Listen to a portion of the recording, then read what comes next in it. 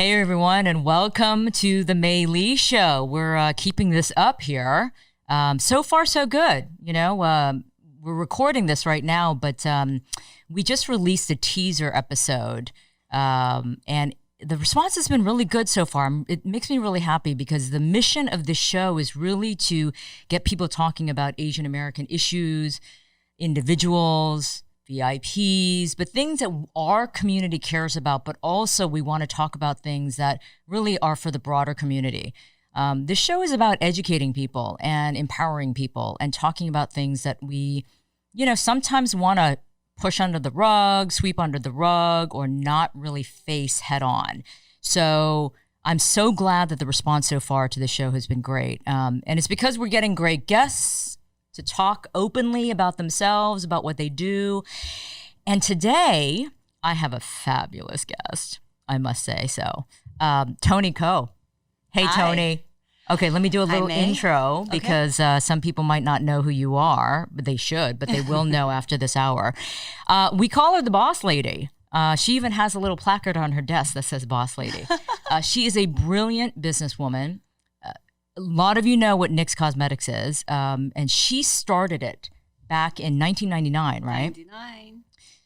On her own, one-woman show. Yep. And then in 2014, only 5 years later. 5 years later. No, 1999, Oh, 2014. 2014, 15 years later. Sorry.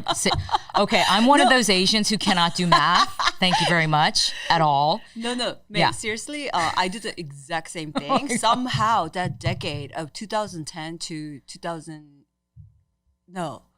to 2010 disappears. You forget about the decade. It. Yes, Yeah. that's what exactly. I did it constantly. Right. Okay. Constantly. So sorry.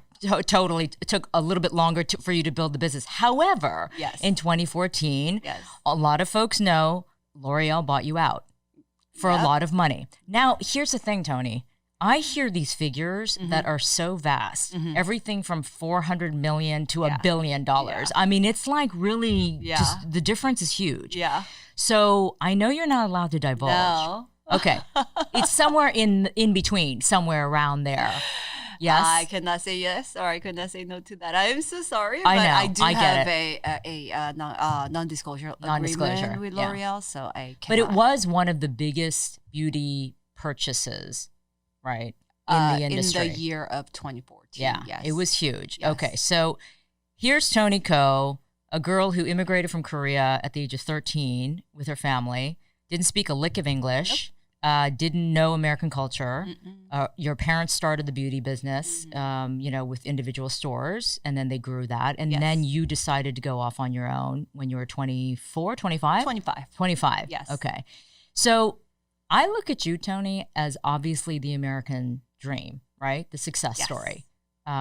Did you ever think that this was something that you were going to achieve that quickly? Yeah. Well, it did take 15 years. I mean, the level of success that I have achieved is so great that I did not imagine that it was going to be this great. Right.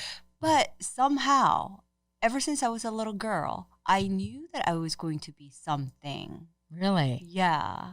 Really? Yes. Did you envision that? Was it a feeling? I mean, where did that come from? Right. So, a lot of people talk about vision boarding these days, but Speaking of which, hang on, I got to Yes. tell everyone, the listeners and the viewers, and, we're videotaping this as well, so we're on camera too.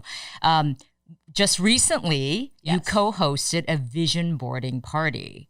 So there was 12 or 13 of us, right? I think there was about 12 or 13 of us, Yeah. yes. All Korean American women. All Korean American women. Which I thought was great. All successful in their own right. Yes. And this great idea of just coming together and putting together our own vision boards. Yeah, wasn't that fun?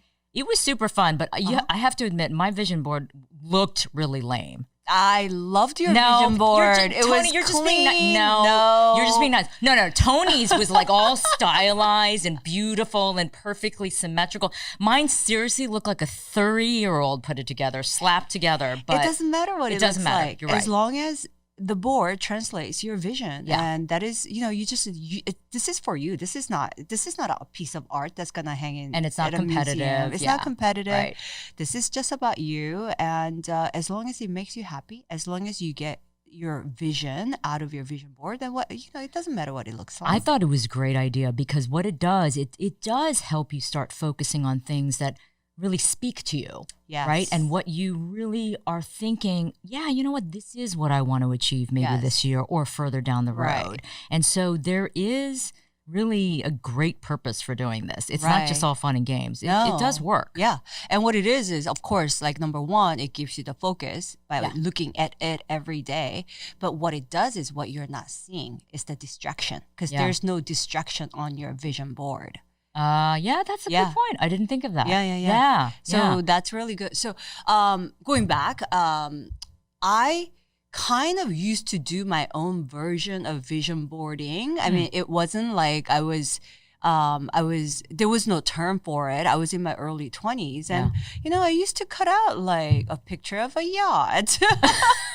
And, there was a moment where I cut out a paper Rolex out From of like a magazine. Vogue magazine and stuck it around my arm. No way. And I said, you know what? One day I'm going to Really? buy one of these for myself. So you physically put it on your arm? I physically cut it and Paste it on your arm. Paste it on my arm. That's amazing. And you eventually did have a Rolex, didn't you? I did. I bought myself my first Rolex when I was 29. Yeah, after. Bought it for myself. Right. Yes. With the money that you With made. the money that with I your made. blood, sweat, and tears. Yes. Exactly. Let's emphasize that. Yes. Okay, so you already had a knack for seeing something that you wanted and manifesting it, which is why entrepreneurs like yourself are successful. Not everyone can do that, Toni. That is a gift, right? I think it's the positive thinking. Yeah. I was always a positive person. Really? Yeah. Even as a child, when you Even as a immigrated child. here, when I'm sure that was not easy Oh, it was so at that time. hard. At 13, that's It a was so really hard. tough age. I was put in 7th grade and I didn't speak any English. Exactly. So tell me Yeah. what that was like.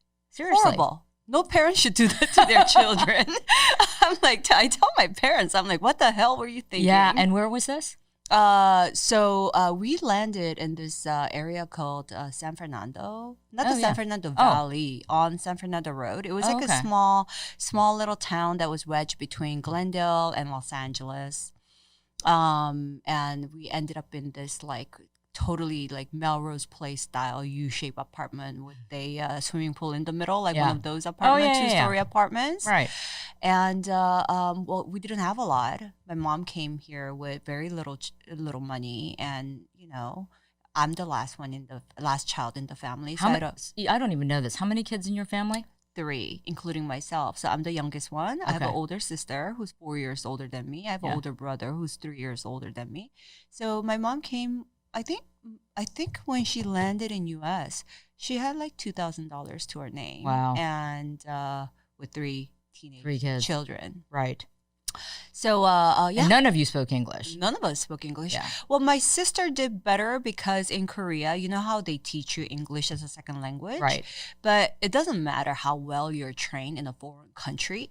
Like Yeah, when you don't know the come street here, lingo. Yeah, the conversational stuff. Yes, Right. and your pronunciation is different. Right. Like I think my sister learned the language by the textbook. But when right. you try to speak it, you can't. Or try to watch TV. You're like, what are you these people saying? can't. Yeah. Yeah.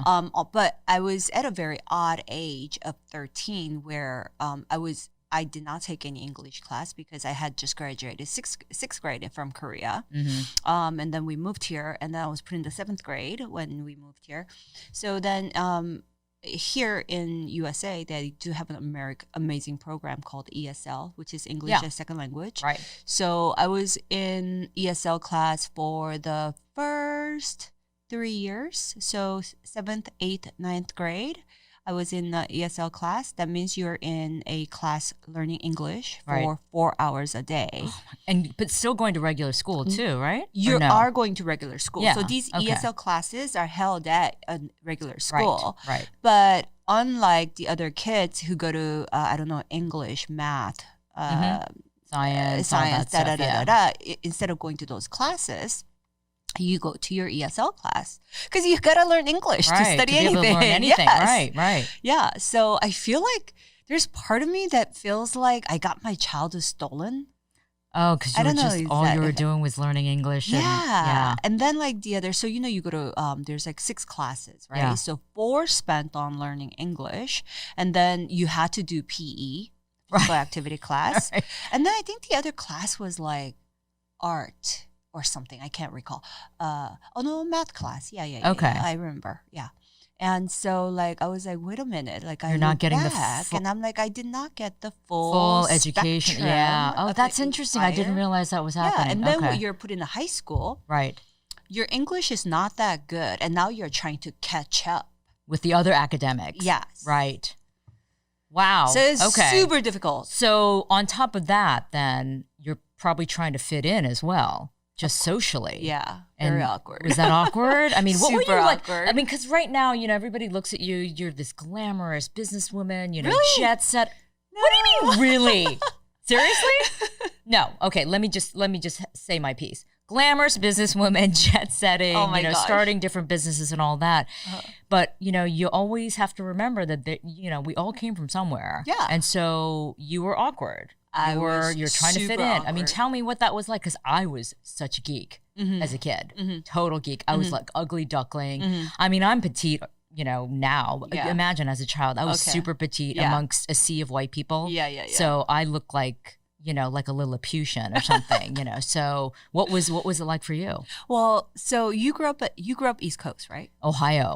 Midwest. Whoa. Oy. Whoa. Yeah, Okay. yeah, exactly. Well, one thing, luckily, that I grew up in LA area where there is a lot of Asian people, right. and there were a bunch of us in a group where we were all 1.5 generation. We all had immigrated. Not we by our choice, but our parents decided Right. to immigrate and bring their children over. There were a group of us who all moved here around like 13, 14 years of age. So we were all like socially awkward together. So that helped a little bit. Okay. Yeah, so we were kind of like the outsiders at Yeah. school. Yeah, we were never like hanging out with the jocks or the cheerleaders. Like right. those cool kids hung out in the center court, Mhm. and we hung out in the outer court. Yeah. And But at least you had a tribe. yes, I had a tribe, which Yeah. was really good. But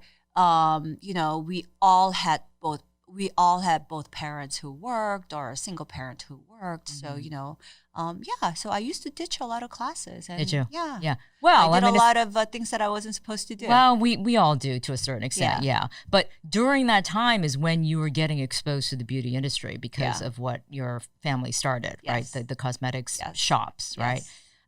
And so that's the obsession that began, I guess, at that age with makeup. You already, but I think you already were into kind of makeup, right? I mean, you were sort of curious about. I loved You loved it. all things beauty. Did you? Yep. My mom she takes care of herself impeccably. Your mom looks amazing, by the way, because you do She's- post pictures on Instagram of her sometimes. She Yes. looks amazing. She's 75 years old. She- and till no this way. day- yeah, she's 75. Till this day, she would not walk out of the house unless she's fully made up head to toe. Seriously? She's always been like that. So Always. I've grown up watching my mom taking care and grooming herself. So I naturally geared towards that entire beauty industry, and I love makeup myself. So I started wearing makeup when I was actually, I think I was like 14 going on 15 years old. Okay. And but ironically, my mom did not let me wear makeup because 14 is 'cause kind you were of too young. young? Yeah. Okay. So I remember she used to give me $5 a week for allowance. Okay. And I used to save that money and go to Kmart and buy And like buy makeup? one eyeliner, one lipstick. And you would wear it secretly. I would stash that makeup under my backpack, go to school, put it on, and I also had a bar of soap, and I used to take my No. makeup off before I came home. Oh my God. Okay. Yeah. Did she ever find out? I think the thing is, how Asian parents are. I think they know. They just pretend like they don't know. I don't know about that. My parents, if they knew something, they would tell me that they knew. Yeah? Yeah. I mean, I had very strict traditional Korean parents. you know, Yeah. Well, okay. So I know because of that is what led you to want to start NYX, because you wanted to fill the gap between the, drugstore makeup that looked really cheap, that was cheap, packaged kind of, it was kind of tacky packaging. Yeah, very. And then the higher end stuff looked so beautiful and was much better quality, and there was nothing in the middle. Right. So there was the birth of NYX. There was the birth of NYX, Yeah. yes. So I worked in the family business until I was like 25 years old. Yeah. And at 25, I was living at home. I was in an allowance. My friends were all out there getting fancy jobs and they're getting paid. They're making salary. Yeah. And I was like, what is wrong with my life that I'm 25, I'm living at home, working in a family business, Yeah. right? So I decided to leave the family business and do something on my own. And, initially I thought I was just going to get a job because all of my friends had a job. Yeah. I don't know why, but a lot of my friends just work for like, one of my friends was a flight attendant and another one's like worked at an airport. They went to work in like these beautiful uniform and I was like, oh You're my like, God, that is so that's beautiful. life. Yeah, that's life. Like, Oh. that's what I want. And Okay. initially I thought I was just going to get a job. And then along the way, like I changed my like life plan and I saw a real gap in the market that, just like you said, when I went to department store, all the products were really beautiful, high quality, but I could only afford drugstore products Right. because, mind you, I was on an allowance. Right. I wasn't, and on top of that, our family business, like we were in beauty business, but we were not selling these high-end items. Right. Like we were selling, I remember like Jordache used to have a cosmetic line. Yep. There's Totally a brand remember called La that. Femme, Jordana, like these Okay. budget mass brand cosmetics. Yeah.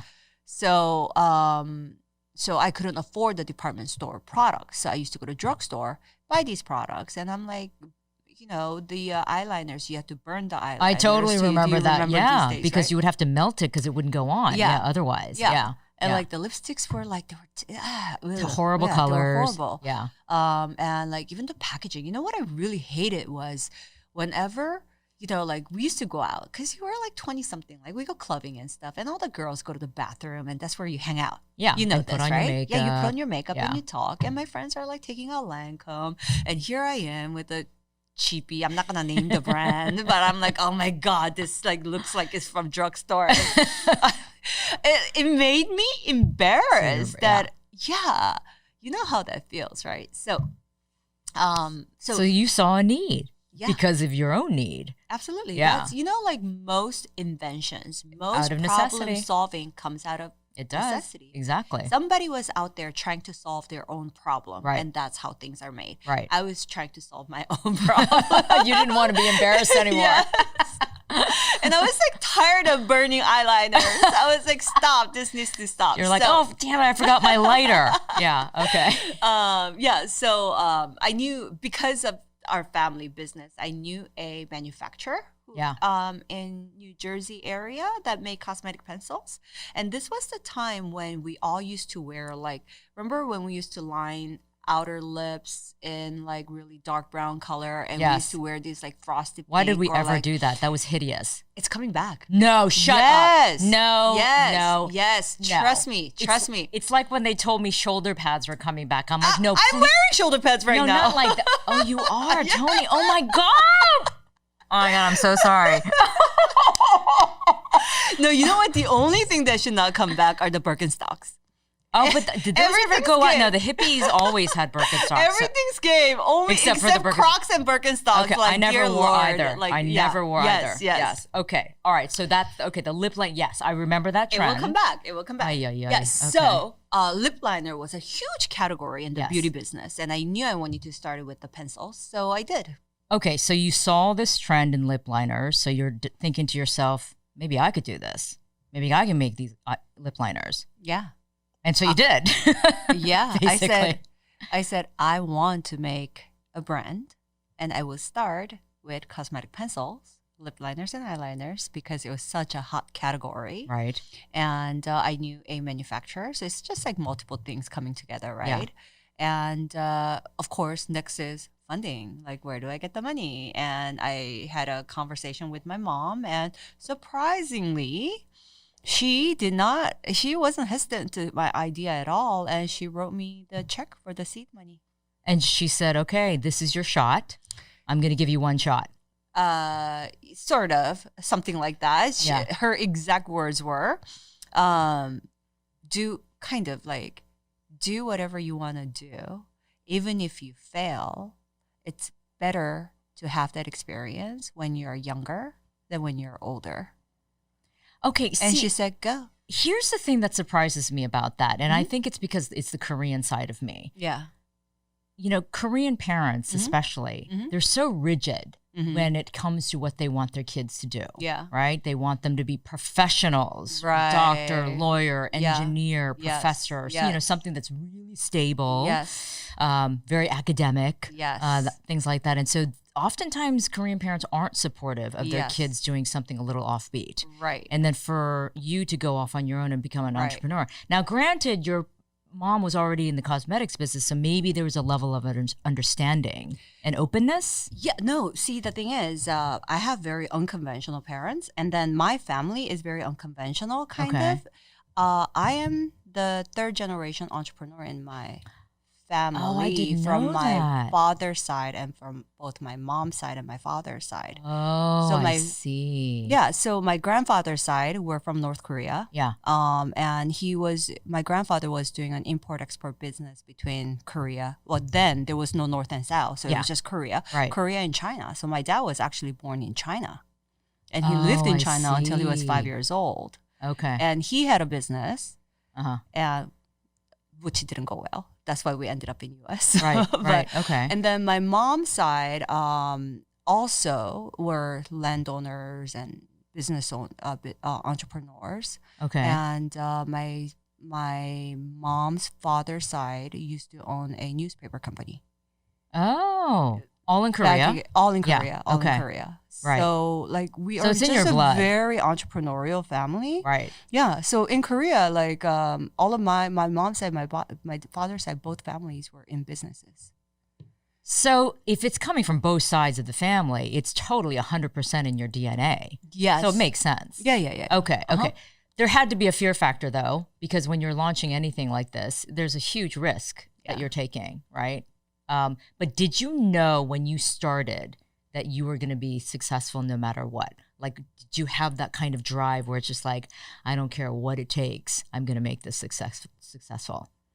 I don't think it was that kind of an intentional mantra, Okay. but it was just like in me, kind of. Yeah. Like it's just kind of like my personality, like kind of do or die. Yeah. It's kind of my personality. So, and I was 26. I was so young. You know, when you look at 26-year-olds these days, I think 26-year-olds these days, they're so mature. They're very well thought of. Not all of right? them. A lot of them that Yeah. I do see. Yeah. But are yes, like I that. agree. Yeah. Yeah. And when I think about like my 20s and my friends in our mid 20s, we're so immature. Like we had no idea what the world was about. We're like, I think because kids, I can say kids because I'm that old, they are exposed to so much more now. absolutely. And you know. could Google for any information. Exactly. So you can be much more well We informed. come from the encyclopedia totally. generation.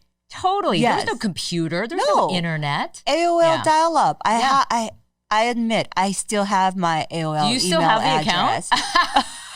I don't want to close it because it's nostalgic. Oh my God. I know. You could probably sell that to the Smithsonian or something, you know? One day. That's how I'm going to make my next million. All right. So cut to you're hustling. You're Yeah. hustling and you're, this business is starting to take off, but you're really trying to build this brand and clearly it catches on. Yeah, The but idea it did works. take very long time. Yeah. But I had a very good start from the beginning. Like the first year that I launched, I mean, I had no idea that it was going to be that hugely successful. Yeah. But I sold in retail dollars $4 million worth of cosmetic pencils, and I was selling these things at 75 cents a piece. Do you know? Like Wait, that's in the first year, right? that's You the did first that? year First year. by myself, and I think I was at a 600 or 800 square feet showroom. I How was do you borrowing. That's unbelievable within the the first product sold itself because no one has seen anything like Right. this in 1999. year. Right. It was beautiful marketing and packaging, I have to say, because it looked kind of like a Mac It product. did. Right. And then those were 15 and these Yeah, were $2. totally. So I have retailers selling like 50 pieces a day. It was like, and so one thing that I don't really like, I'm not really good at, or I don't enjoy doing, is I'm not a salesperson. I'm not a natural born salesperson, and I don't really like to sell. Yeah. It's not my best asset. But luckily, because the product sold itself, I never really had to go and make those sales efforts. Yeah. Because it was to a point where distributors would come to me and ask me if they could open an account. Wow. And I was kind of like picking and choosing who gets the merchandise as well. So you were kind of spoiled from the beginning in terms of, wow, this is kind of easy. Okay, not easy, but still. It was hard, yeah. But you knew. But I was delivering merchandise. I was packing boxes. I was like hauling. You were making all the calls, all of that. Yeah, I was the receptionist, the secretary, the president, designer, everything. You told me a funny story when I first met you. We did a fireside chat for this conference, and you said that you were a one-woman show. Yeah. So at times people would call and say, "May I speak to Toni Ko?" You'd be like, "Yes, hold please," and then you would change your voice and answer the phone. I used to, because I didn't want people to think that it was a small one-woman company. Right. And so I used to pretend like I was a receptionist. Things you have to do. No, I get it. You got to project a certain image, especially in business. Yeah, and this is like, mind you, like this is 1999, and so. Except that one manufacturer that I was working with, now I was going overseas to make some of the new, because you have to continuously add new items, right? I was going overseas to add some new lines, and some of these like Asian vendors did not know that I was a woman or female until they met me later. Yeah. Because my name's Toni. Oh, and then my God. In Asia, they just did not know that Toni is a woman's version. Right, of course. How would they know that? Yeah. So they used to send me Mr. Ko all the time. And I'm like, I let you call me Mr. Ko. Yeah. And would they be disappointed or shocked? I'm sure.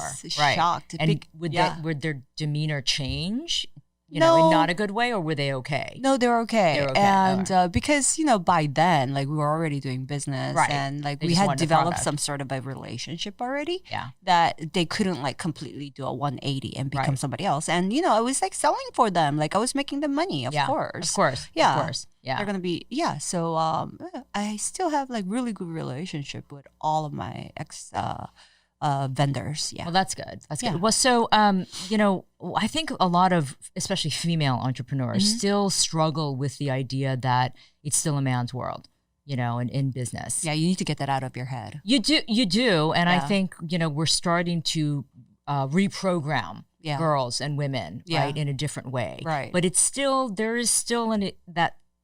still exists, because there's still, equal pay still isn't, it still isn't around yet. I mean, we haven't reached that point yet. Boardrooms are still mostly filled by men, right? Executives are still, a lot of them are men. So I know you're a huge proponent of trying to push for that kind of change, right? And that's why you support a lot of female entrepreneurs. I do. I don't actively invest anymore, but I have a fund that I invest exclusively in female-found companies. Butter Ventures, right? That is Butter Ventures, Your VC.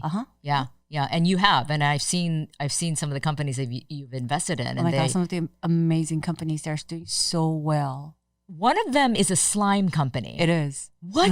Seriously, when I saw that, I was like, what the hell, Toni? What is this? Why are you investing in slime? Because it's experience. Yeah. It makes people happy. And I mean, and it's a thing. Like, people love it. It's a thing. They're doing so well. I think we opened in October, end of October. And what is it now? January, right? We sold over $3 million in No way. Yeah.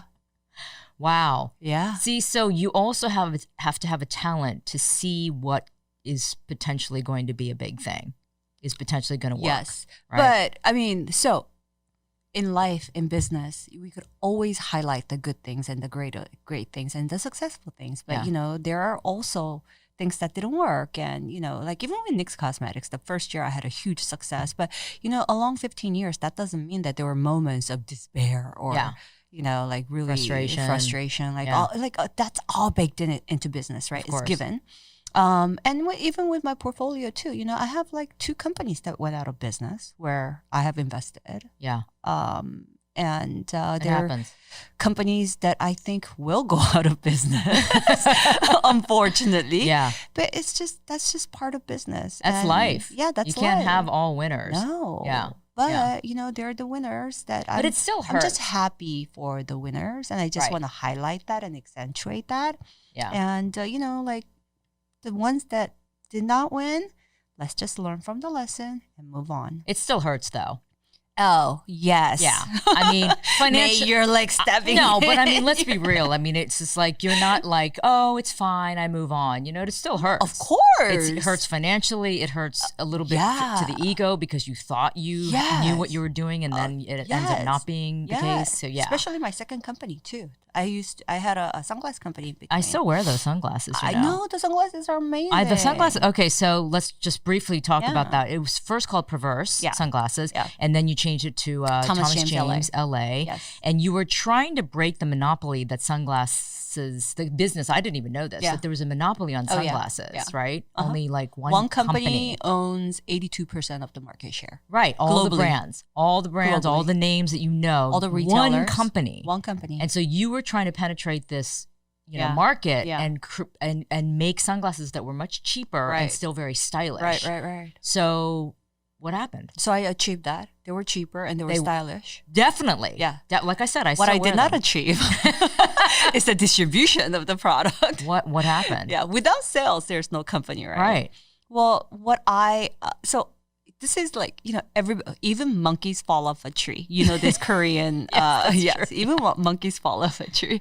So I thought I had done enough market research. What I did not realize was, okay, so I could achieve all of this, but where the hell do you sell it to after you have the product, right? Because e-com is, yes, you could go online and sell merchandise, but e-com is so much more expensive to run business than it was probably like 10 years ago, let's just say. Okay.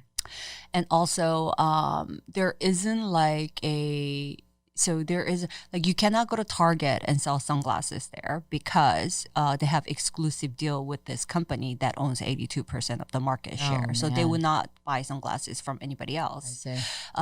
Sunglass Hut is also owned by this company. So you cannot sell to Sunglass Hut, who is like a major retailer. Yeah. Okay. So so I realized, okay, so you can make the product. I mean, that's the easy entry. But once you make the product, like where do you sell it to? Yeah. So we opened our e-com and we're selling merchandise through e-com, and then we're like, okay, but we cannot just be e-com. Like if we have to have more distribution, more omni-channel, but we can't wholesale because it's really there isn't really much wholesalers who could buy products. So I decided to open my own retail stores. And that was the biggest mistake because I'm not a retail expert. I did not have that retail experience, and I did not realize how hard it is to run, how hard and expensive it is. That's why to bricks run and mortar retail. stores are not They're going doing out. well. Everyone's closing. Yeah, they're like popcorns, like popping up. Oh, I see. So that's what happened. Okay. Yes.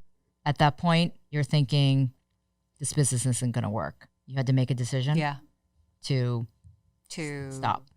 Rebrand, number one. So I've tried that. Okay. And then initially I decided to close down all of the retail stores because it was weighing me down so much. Yeah. So I had to take some financial loss, and I closed down all the retail stores, and we just kept our e-com.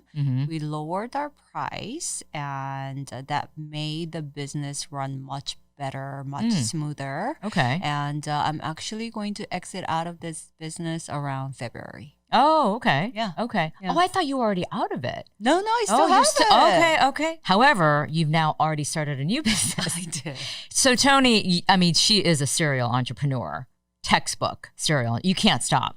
In fact, what we didn't talk about was the fact that after L'Oreal bought you out, you thought you were going to retire and sit on the beach, and you fell into a depression because you're like, I can't do this. Yeah. You have jillions of dollars. You're like one of the richest self-made women now, and she's bored and depressed. How is that possible, right? Because I've worked my entire life. You know, not doing anything needs practice.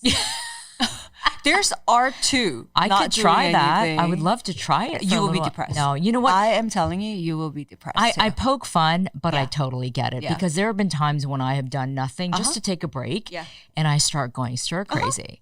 And for you, I mean, NYX was your baby, so it was like you were giving away your baby, and then Yeah. all of a sudden, Like, it's duh. empty nest, Yeah. right? You don't know what to do. Right. And Yeah. the thing with being an entrepreneur and starting a business really young and like just like really like be so dedicated to the business for over a decade, for 15 years, and you know, no children, no husband. Like I was married for a very short period of time, but you know, like I was married and divorced like very short period of time. And Which so, I know nothing about, you know. Oh, really? We've never talked about this. Really? But, like we touched on it, but I know nothing about your marriage. Oh, yeah. Yeah, we're gonna get to that in a second. That was an interesting a few years. Okay. But anyway, So business was your my life. identity. Yes, No, your identity. More than life, it was your identity. Right. And when you don't have that anymore, you obviously feel like you lost your self-identity, self-worth. Right. Almost, and which isn't healthy. Which is not healthy. That's Right? why you get depressed. Yes. Yeah. And also another thing is that like an entrepreneur, you're so goal driven all the time, right? Like you have your weekly goal, monthly goal. Like your life is based on goals, and you don't have a goal anymore. Yes. So you're just like Meaning in limbo of life. Right. That It's like the looking for existential question. What is my life? What's the purpose? I wake up in the morning, open my eyes. What do? And you know what? Vacation, paradise, tropical island, like all of that is so good when there's end to it. Yeah. Yes. Right. Not for infinity. Yeah. Not for the rest of your life. Okay, I hear you. I hear you. I mean, 'Cause I even was 40 vacation, you're like, okay, I'm done. Yeah. To me, like 10 days is max. Right. Like I want to go like, I can't do like 3 weeks vacation. Yeah. Like, and because I was 41 when I exited my business, and I think like there's that thing with retiring too early. Yeah, because most people will start their business a little bit later, and maybe they'll retire when they're 65, and you don't have the type of energy that you used to have. But you know, in your early 40s, you're still like very energetic and very young. Some people are just starting their careers at that point. Yeah. So you thought you were done at 41. And like I looked at my life, I'm like, okay, so like if I lived until I was 80, which is completely accomplishable, then like this is like 50, like 40 years. I'm gonna sit by the beach and drink margarita. I will shrivel up like a dried straw, piece of straw or something. Right. And like I just couldn't imagine that life anymore, and I had to start something immediately.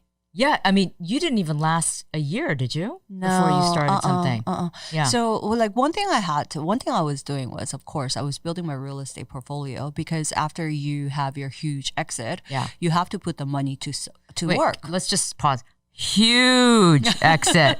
Huge. Yeah. Okay. Let's continue. You had to do something with that money.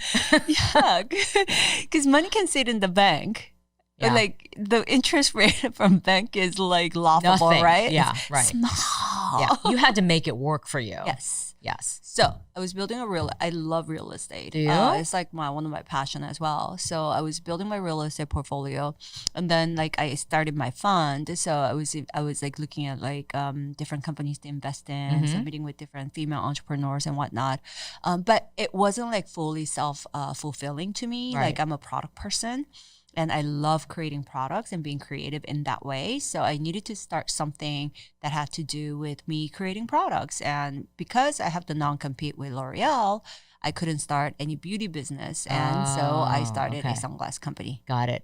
But now that the non-compete ended, you immediately started my Bespoke third company, beauty brands, which is the Bespoke Beauty Brands. right? Yes. Which is a beauty incubator. It is. Right. So you're trying to launch different brands with partnerships. Yes. The first one being Kimchi Beauty. Chic. Yes. Kimchi Chic. Yes. Right. Kimchi, if you don't know, you guys, is very famous drag queen, entertainer, Korean. Yes. Right. Korean American. Korean American, Yes. and he was the finalist on RuPaul's Drag Race season. I think 8? Yeah. I think he didn't win season 8. He was a finalist, though. He I was think. one of the finalists. Yeah. Okay. So you decided to partner with him with this first brand, this very, very sparkly, glittery, fun line. Yeah. So completely different from what I did with NYX exactly. Cosmetics. That's when you told me about this, I was like, wow, that is such a departure. Yeah. What did you just want to just go out, in left field and do something completely different? Is that why you chose this one as your first brand? Because this is a beauty incubator, so the concept is really different, right? So as you can see, I'm wearing all black, and most times you will see me, I'm either wearing black, and if I have color, maybe it's a little red, or I just have maybe a little bit of pop of color, but I'm not like a color and pattern kind of a person much. So NYX was kind of very like representative of my style and me, and it is still my style and me, but see, this is a beauty incubator. It's not my brand.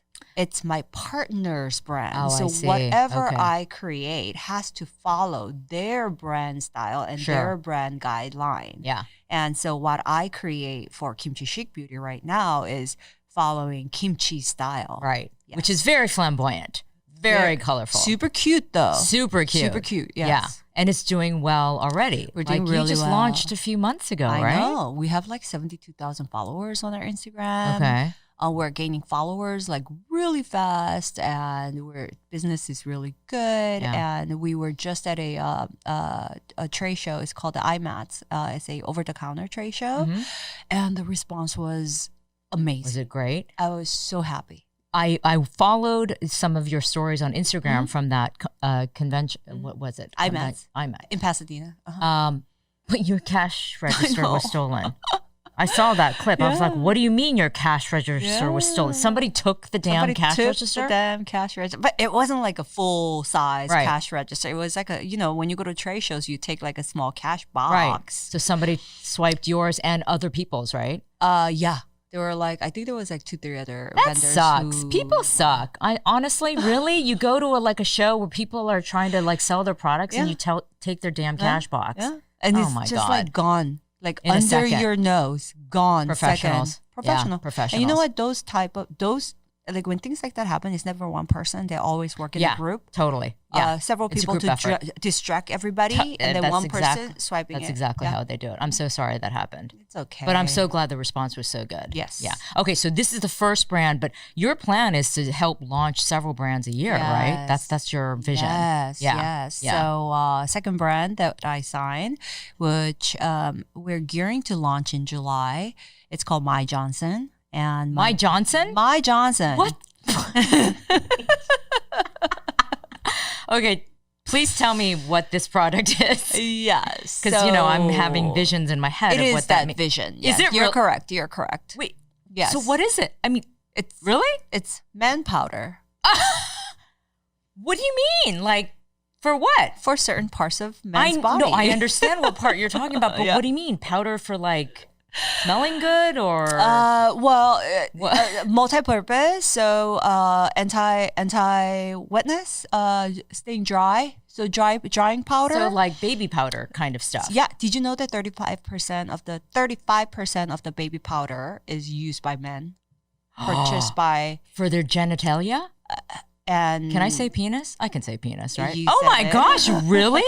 and their feet, their underarm. I did Men not have, know and that. on top of that, men have chafing problems. When they're working out, you know, Right, so they have right. that problem. So they use that for that area as well. But we will launch with men powder first. But initially, my plan is to roll this out to be a full men's grooming line. Oh my God. I never knew that powder was used for the, private parts. Oh that yeah, way. there's other brands out there too. Why am I being such a prude? Private parts. Okay, so for the hairy groin area. Wow, that's so fascinating. See? only someone like you would like, notice something like that or catch on to the need, right? So there's clearly a need for this. Yeah. No, but see, here's the thing, right? So my business partner. Yeah. I cannot take credit for this Okay. actually. Yep. Okay. Credit has to go where it's due.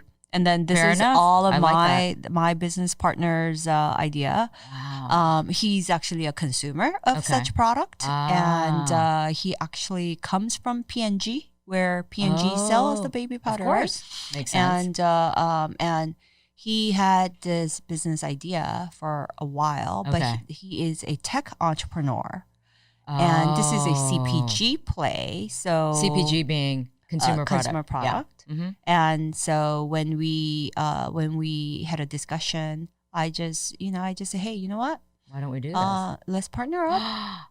Let me do the product. Wait, and then what's it called again? My Johnson. My Johnson. Oh my God, that's such a brilliant name. Yeah. It's seriously so brilliant. I mean, just the Do you like marketing and branding Yeah. alone is Oh going my to be God, great. we're gonna do our commercials are going to be so hilarious. I can't wait. When is this going to launch? I'm trying to launch this in July. Oh, soon. Yeah, 2020 July. Wow. Uh-huh. So I think I read somewhere that you want to try to launch like 2 brands a year. Yes, 1 to 2. 1 to 2. 1 to That's, 2 but that's brands pretty per year. ambitious.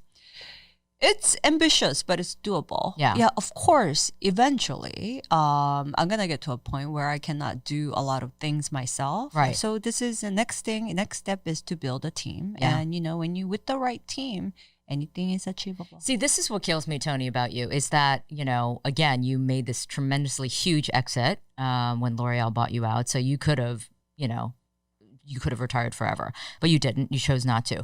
And now you're still hustling. Because just yesterday, I saw you on Instagram and you were in Minnesota. Yes. With like your suitcases full of product to Yes. go talk to somebody about your, Yes. about your products. Yes. So you're still hustling. I mean, you're still pounding the pavement. Yeah.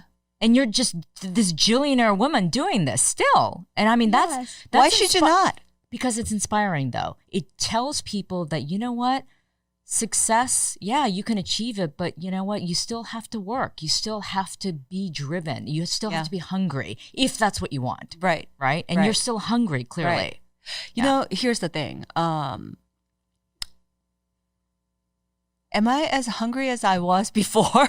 Maybe not really, right? Right. But it's me trying to keep that hunger going. Yeah. Not putting the fire out. Right. And, sometimes like I'm not the 26-year-old anymore. I'm actually 46. And, am I the same person that I was before? Absolutely not. I'm a different person at a different stage of life. Yep.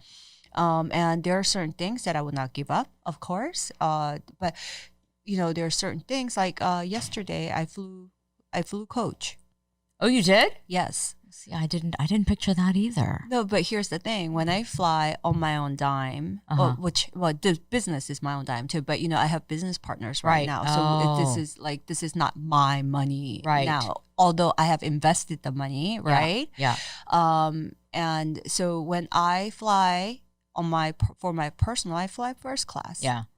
But for business, this is business because other people involved. See, other people involved. That's and really I'm going to admirable, though, and this Toni. is for the company. I mean, because you see a lot of fat cat executives. It's not their money, or and they don't care. And maybe they're partnered up, but they're still going to live it up. Yeah. So that's really respectful. And so this is, of course, like, is it going to be forever like this? Probably not, right? But I really want to keep the culture of being the startup. Like, let's do it together.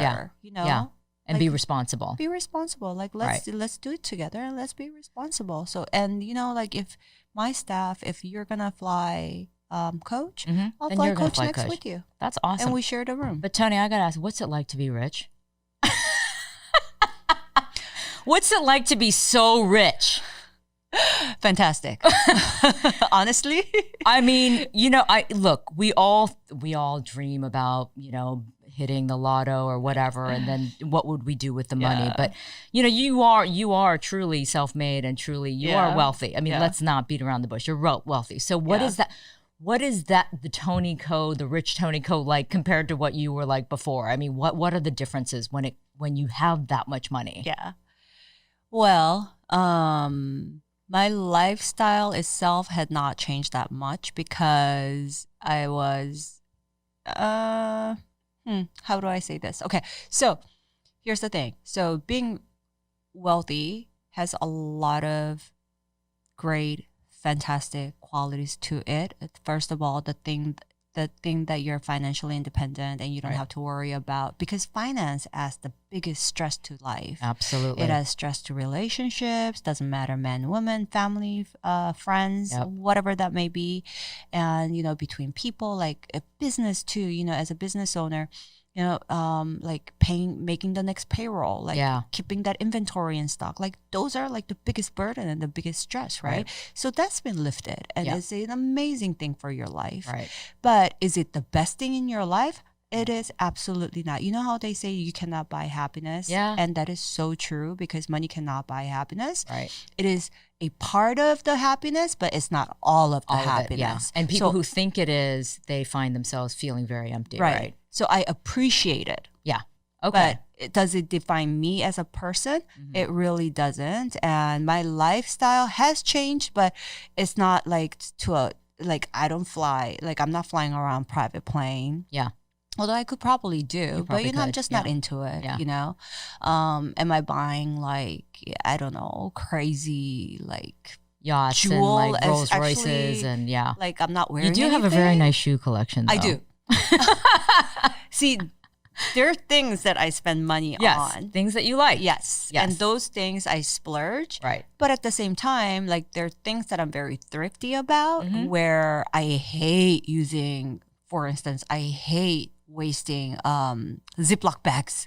So do I. Oh my God. I save. Do you try to save them? Yes. So do I. You know that they say it's unhealthy to do that, but I'm like, screw it. I don't care. Yes. And like when somebody would like is at my house and trying to take the leftover in Ziploc bag, I'm like, or paper towels. You hate people who, don't you hate people when who they pull like several sheets of, I want to kill them. Yes. I'm oh my like, God, Toni, you cut and it I in soulmates. half. Cut it in half. Yes, totally. Oh, that's so funny. So like things like that, I have not changed. And like when you look at my outfit too, right? So like I wear design, like, like my accessories are like a lot of designer stuff. So I think a lot of people think that I'm wearing like head to toe designer. No, like. You mix it up? This is J. Crew. The pants. Yeah. Okay. Or like I have this like skirt that everybody loves, and I get asked every time I wear it. It's like a tulle skirt. Tulle. Tulle skirt. Oh, I love that skirt. Yeah. You know where I got it from? Oh, please. Amazon. Shut up. Yes, $19.99. See, that goes to show you don't have to spend a lot of money on every little thing, right? You can mix it up and you can have fun, right? Yes, absolutely. Yeah. Hey, listen, I have a bag that looks like Stella McCartney, her vegan bag, and it's totally fake. It's totally fake. I think I paid $20 for it. I went into the Real one day to like try to sell like a dress or whatever, and all the women in the Real, they're like, oh, that's such a beautiful Stella McCartney bag. I've never seen it in that color. And I felt like saying, it's because it's fake. But I didn't. I was like, oh, thank you. Yeah. Anyway. All right. So listen, I mean, wealth is wealth. I mean, and you worked hard for it, but you're right. In terms of it defining you or thinking that it's going to make you whole. Yeah. We all know the answer to that. It's no. That's why a lot of rich people are such miserable people, because they just want more. Yes. It's never enough. Yes. Because they're looking for fulfillment in the wrong thing. Right. And they spend money in a wrong way where, it's very wasteful, number one. Right. And it's showy, it's ostentatious. And you're very generous too with your charitable contributions and things like that. So you do try to like share, in your success. Which is absolutely. Wonderful. So okay. UNICEF, I believe in UNICEF. Yes, that's right. You go on definitely trips with UNICEF to different regions of the world. Yeah. Okay, let's talk about something more personal. Okay. Personal life. Okay. I mean, you and I have talked about this in private to a certain extent, being women who have focused on our careers. I've moved all over the world. So, I've never been married even, just because I've, part of it is I haven't had the time. Part of it is that I haven't met the right person. But I know part of it is because I've been focusing on me and my, career. Yeah. The more successful I got, it got more difficult. Right. I can't imagine with you, because of who you are and your achievements and, like it or not, your wealth, that must be incredibly intimidating for men. I think, for dating, so here's the thing. So I've looked at my past relationship inside out, upside down, like all of it. I'm like, why didn't any of it work? I joined the club. I know. I do that too. Yeah. And I think, and not that like, the gut, I have been in love before, of course, we all fall in love, right? Like falling in love is very romantic, and I love falling in love. Yeah. And I'm not saying like they were like wrong men or whatever. Sometimes it just doesn't work out. Timing, whatever, just everything. Right. But as you get older, like your standard gets higher, but then like you are getting older, right? And it's just like harder and harder to find somebody. Who you can connect with. Who you could connect with. Yeah, I think that's the hard part. That's very hard. Because it is standards to a certain extent for sure, right? I mean, we get a little bit pickier just because, why should we settle for something if we've waited this long? Yeah. That's how I feel. Right. I'm like, I don't need to get married now for children or somebody to take care of me financially. Right. So therefore, it's truly about, am I going to connect with somebody? Right. Are we going to? Life partner. Exactly. Yeah. And that's harder to find. It's harder and harder to find. Yeah. And the thing is, I have, I was married as well. Yeah. So I got married when I was 40. I got married when I turned 40. Oh, I didn't know it was 40. I thought you were younger. Oh, no, okay. No. Okay. I got married when I was 40, and that's because I thought I met somebody that checked all the right boxes, right? Age appropriate, career appropriate, just like everything was like, he was, just enough age older than me. Okay. Was never married, did not have children. He was a doctor and just like, a good looking guy and taller than me. Yeah. Like just like all the boxes like were so like check. Right. Like if I could find the perfect guy, like this was the perfect guy. On paper, it was, how you say like the guy is so perfect on paper. Yes. But then lack of connection. What was it? I mean, just. And what I realized it was because so the year I got married, I was 40 and we got engaged like super quick. Like we only dated 3 months and then we got engaged. And I think both of us kind of had the same like, all right, we both check our boxes. Right. Like, and it's time. We are 45, 40. Let's get married and like, let's go. Right. Okay. So, that was all good. I thought I finally found the one and we got married and, even that didn't work out. Yeah. Okay. Even the one that checked all the right boxes didn't work out. Clearly something wasn't right. Something wasn't right. Yeah. And it has a lot to do with when you meet somebody later on in your life, like you are so heart shaped. Do you know what I mean? Yes. You've already formed kind of as set. a person. Yeah. And he was 45, never been married. Like he was so set on his way and I was so set on my ways. And so when you like try to mix the two, it's really difficult. Yeah. Versus like when you meet somebody younger and like you basically grow up together. Right. And like you gel and you mold together, right? So do you wish you had met somebody when you were younger then? I do. My life would be so different though. It would be. Yeah. Completely. Yes. My life would different. be completely different. Right. So I don't know. It's like, is it chicken first or the egg Yeah. first? Which might would have better. But the thing is, you can never look back. No, Yeah, no. you can never look back. And I always This tell is young what I people have. that you can't have regrets because there's nothing you can do about it. Exactly. You cannot change the past. What am I like? What am You I can gonna learn do? from it. You can maybe take a moment and be like, okay, that sucked. Yeah. But you cannot Move do on. that. Yeah. Move on. Move forward. Right. That's how I feel. I mean, sure, there are decisions that maybe I could have made that could have maybe changed things a little bit. Yeah. But you know what? It is what it is. And I made those choices. Life is all about choices. Move on. Move forward. Yeah. So that's what I'm doing. Okay. So you know what I learned from you recently at the vision board party that you have a crush on Elon Musk. Oh my God. Elon Musk? Seriously, Toni? He's so hot. What? Okay, my apologies to Elon Musk. Really? What the hell are you talking about? What do you mean he's hot? He's hot. Why? No, Why he's so not? awkward. Like, I mean, What? he's brilliant, of Yeah. course. Is that what you're attracted to? Is his brilliance? Yeah. It's not The physical, is it? brain. Okay, I can understand like intellectual Mhm. like attraction. Yeah. I think he's physically hot too. I don't know what to say. Okay. Okay, but No, you are that's like your dream guy. Right now, yes. Before Really? it was Brad Pitt.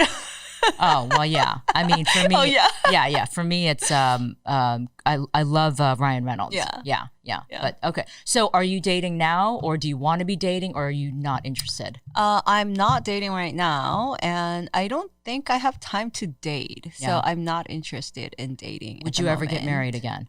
I would. If You would? it was the right person, I would. I would. liked being married. You I do?